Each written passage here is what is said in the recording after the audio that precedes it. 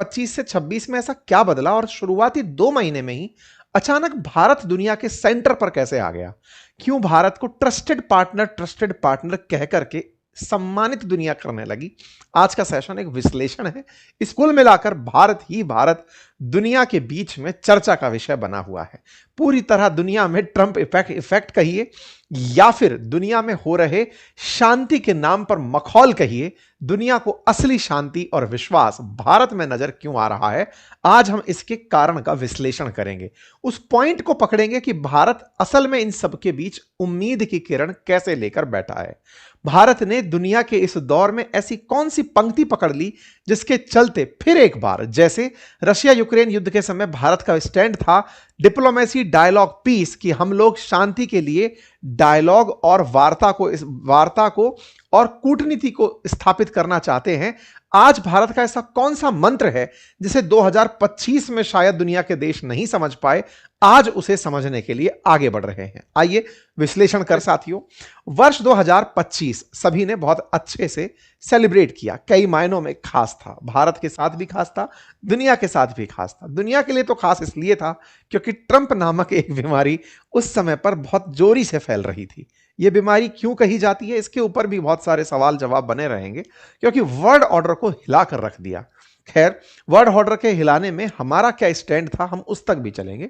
असल में भारत में बहुत सारे राष्ट्राध्यक्षों के 2025 में दौरे हुए। ये पूरी वो लिस्ट है।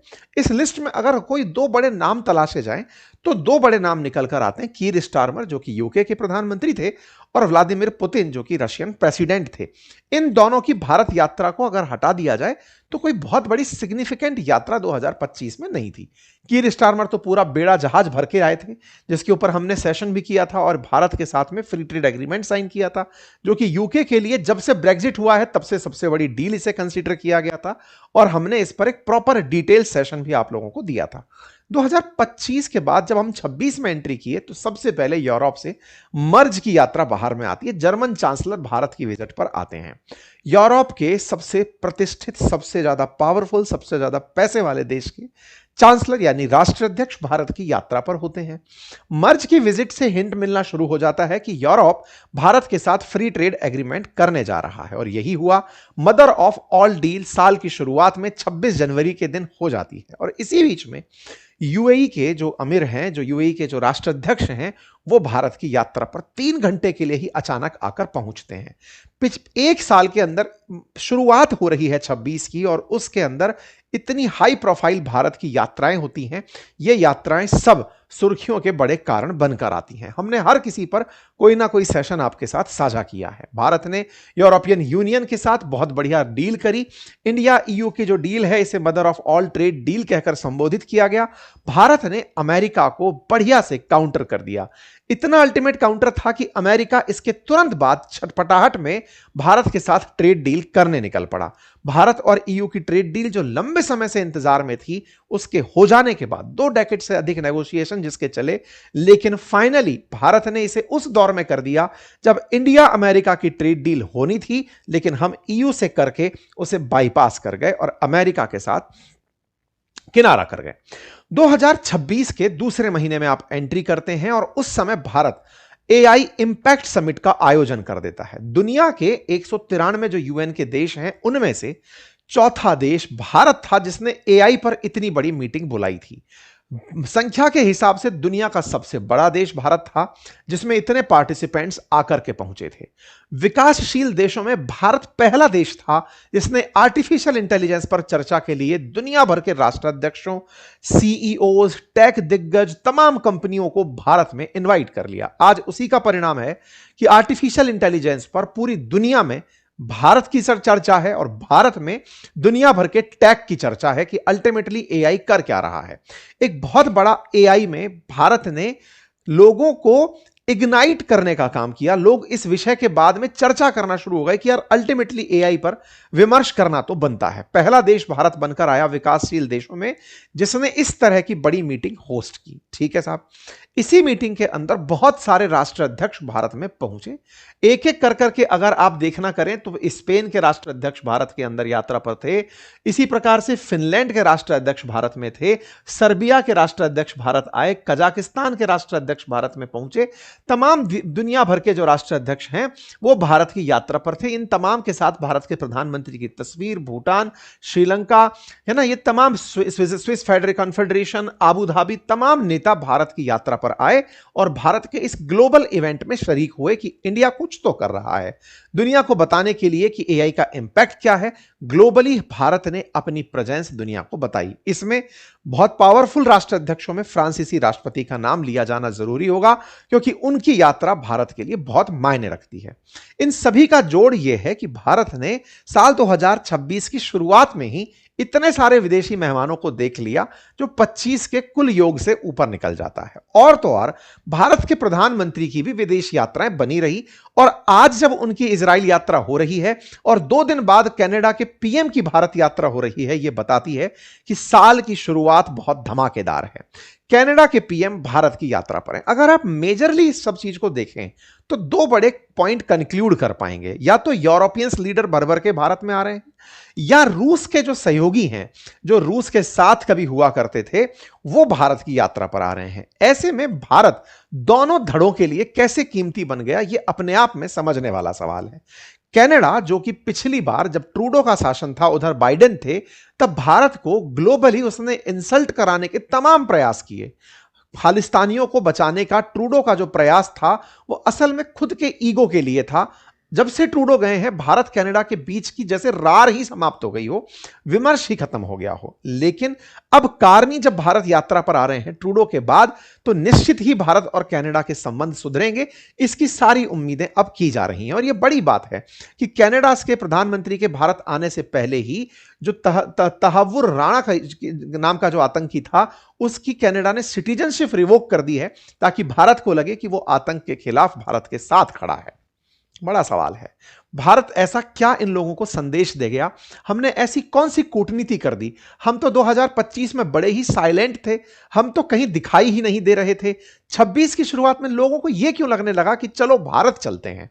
कुछ समय पहले आपको याद होगा, चाइना की यात्रा पर भी यूरोपियन लीडर भर भर के गए थे। ऐसे में भारत कैसे इन लोगों के लिए इतना इंपॉर्टेंट हो जाता है, इसको डिकोड करते हैं। उसमें इस व्यक्ति के नाम को, ट्रंप इफेक्ट को कंसीडर किया जाना जरूरी है। अक्सर मैं बहुत जगह जहां पे भी चर्चा में होता हूं, एक लाइन मेंशन करता हूं कि दुनिया ने जो बहुत सारे ग्लोबल इफेक्ट्स देखे हैं, चाहे रशिया यूक्रेन का युद्ध हो, चाहे कोरोना वॉर हो, उनसे भी बड़ा और डेडली इफेक्ट दुनिया के लिए ट्रंप इफेक्ट है। अब आप इसे बीमारी माने, इसे युद्ध माने, इसे दुनिया के लिए संकट माने, जो भी माने, ट्रंप इफेक्ट अपने आप में ऐसा है कि जब तक ट्रंप का कार्यकाल है, आप सर्टेनिटी में नहीं जी सकते। ये हर दिन कुछ ना कुछ करने की इच्छा रखते हैं। ऐसे में भारत ने अमेरिका के प्रेजेंस में दो लोगों को एक अपने ऊपर विश्वास करने वाली व्यवस्था कैसे दे दी, इसको समझते हैं। आप सभी को याद होगा कि ट्रंप जब राष्ट्रपति का इलेक्शन लड़ रहे थे, उस समय दुनिया में इनको लेकर अलग अलग तरह के विचार थे। कुछ का मानना था, कुछ देशों को इनको लेकर के बड़ी चिंताएं थी, बहुत एंशियस थे, कुछ लोग इनके सपोर्ट में थे। बहुत सारे देश ऐसे थे जो ये मानते थे कि नेशनलिस्ट आदमी हो तो ट्रंप जैसा, तो इनको लेकर के दुनिया बटी हुई थी कि जब ये आएंगे तो क्या होगा। खैर, ये आए और दुनिया में तमाम प्रकार की चीजें निकल कर आई। ऑर्डर बदलने लगे, क्लाइमेट और एनर्जी को लेकर के सोच बदलने लगी, जियोपॉलिटिकल स्टेबिलिटी सुर्खियों में आने लगी। ट्रंप जब अक्सर कहा करते थे चुनाव में कि मैं 60% तक चाइना पर टैरिफ लगाऊंगा, तो लोगों को लगा था कि ये मैक्सिको, कनाडा, चाइना पर टैरिफ लगाएंगे, उसके अलावा ये कुछ नहीं करेंगे। और इन्होंने किया भी। राष्ट्रपति बनते ही इन 3 देशों पर अपनी तरफ से टैरिफ थोपे। लोगों को लगा बहुत अच्छा है, प्रॉमिस किया था वो कर दिया इन्होंने। लेकिन इन महानुभव ने दुनिया के सारे देशों को एक ही लाठी से हाँकना शुरू किया। शुरुआत में इन्होंने 3 बड़े देशों के साथ जो किया, वो जब वर्ल्ड की हर देश के साथ करना शुरू किया, तो यह समझ में आया कि अमेरिका की असल नीति व्यापार करना नहीं है, वो दुनिया पर राज करना चाहती है। ट्रंप के अंदर एक अधिनायकवाद निकल कर आया। ट्रंप के अंदर पुराने समय का, जैसे ब्रिटेन था जो दुनिया पर कंट्रोल करता था, 130 देशों पर शासन था, ट्रंप के अंदर वो चेहरा दिखाई दिया। और हाल ही में मार्को रूबियो के बयान हो, चाहे जेडी वेंस के बयान हो, उनसे ये प्रतीत भी होता है कि अमेरिका चाहता है कि दुनिया में वो वापस से स्थिति बनकर आए जो उपनिवेशवाद के दौर में थी। दुनिया के अंदर गुलामियां हो और दुनिया में कुछ राष्ट्रों के पास सारी ताकत हो। इन्होंने अपनी शक्ति का भरपूर दोहन किया, और उस भरपूर दोहन में इन्होंने भारत के प्रधानमंत्री की लोकप्रियता को चैलेंज करके अपने नाम को चमकाया। आप सभी को बहुत अच्छे से ध्यान होगा, जैसे ही ये राष्ट्रपति बने दुनिया के बहुत से लीडर्स इनसे मिलने पहुंचे। उनमें से भारत के प्रधानमंत्री भी थे जो ट्रंप से मिलने पहुंचे। फरवरी की मुलाकात थी, 1 साल अभी बीता है। ट्रंप ने उनके मिलते समय ही भारत पर टैरिफ का अनाउंसमेंट कर दिया था। भारत को यह बड़ा झटका था। भारत अपेक्षा करता था कि ट्रंप उनके मित्र पुराने जमाने के हैं, इस बार भी वो वैसे ही रहेंगे, लेकिन वो ऐसे नहीं रहे। ट्रंप यही नहीं रुके, भारत पर ना केवल टैरिफ अनाउंस किया बल्कि ऑपरेशन सिंदूर में, जिसमें भारत ने पाकिस्तान को धूल चटा दी, उस ऑपरेशन सिंदूर में भी वो पाकिस्तान के पक्ष में जाकर खड़ा हो गया और एक फेक नैरेटिव चलाने लगा। भारत को इस बीच में बहुत ज्यादा ग्लोबल ह्यूमिलिएशन का सामना करना पड़ा, विशेष रूप से तब जब ट्रंप का प्रभाव ऐसे फैल रहा हो जैसे कि भाई ये तो सर्वशक्तिमान उदय होकर आ रहा है जो केवल भारत के खिलाफ है। भारत विरोधियों ने घरों में दिवाली मनाई और भारत के लोग जो कि पाकिस्तान को धूल चटाने के बाद भी जश्न नहीं मना पा रहे थे, क्योंकि पूरी तरह से ट्रंप ने नैरेटिव पाकिस्तान के पक्ष में खड़ा कर दिया। और हमारा विपक्ष सरकार को खोंचे खाए जा रहा था कि ट्रंप कहते हैं कि उन्होंने युद्ध रुकवाया, आप क्यों नहीं कहते?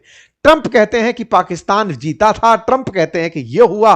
भारत सरकार को ग्लोबली और देश के अंदर डोमेस्टिकली हर तरह से खींचा गया।